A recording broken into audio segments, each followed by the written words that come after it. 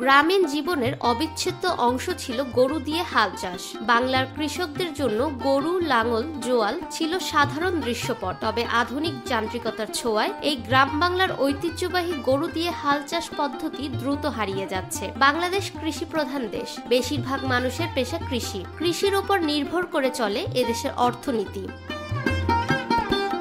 একসময় গরু দিয়ে এদেশে হাল চাষ করা হতো, কিন্তু প্রযুক্তির আধুনিকতার ছোঁয়ায় পাল্টে গেছে সেই চিত্র। দিন দিন নতুন যন্ত্র আবিষ্কারের ফলে দেশ থেকে হারিয়ে যেতে বসেছে ঐতিহ্যবাহী বাঙালির চিরচেনা সেই গরুর কাঁধে চোয়াল লাঙল দিয়ে জমি চাষের চিত্র। যান্ত্রিক ট্রাক্টর দিয়ে জমি চাষ করায় গরুর হাল চাষ এখন বিলুপ্ত প্রায়। যান্ত্রিক যন্ত্রপাতি যেমন ট্রাক্টর ও পাওয়ার টিলার জমি চাষে অনেক বেশি কার্যকর এবং সময় সাশ্রয়ী হওয়ায় কৃষকরা এসব যন্ত্রের দিকে ঝুঁকছেন।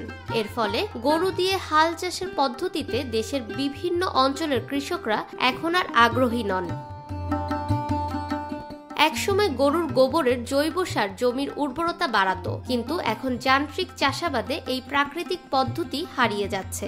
যন্ত্রপাতি দিয়ে চাষাবাদ করার ফলে জমির গভীরতা বেশি হয়, যা ফসলের ফলন বাড়াতে সহায়ক হলেও গ্রামীণ ঐতিহ্যের এই হাল চাষ পদ্ধতির চিরায়ত সৌন্দর্য হারিয়ে ফেলছে।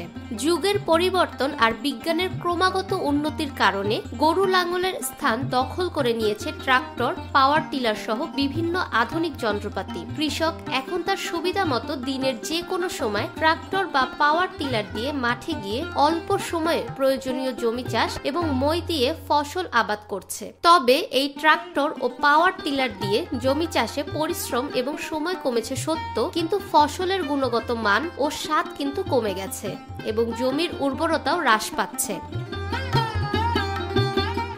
ফাহমিদা বিনতে আনোয়ার, নিরপেক্ষ নিউজ ডেস্ক, ঢাকা।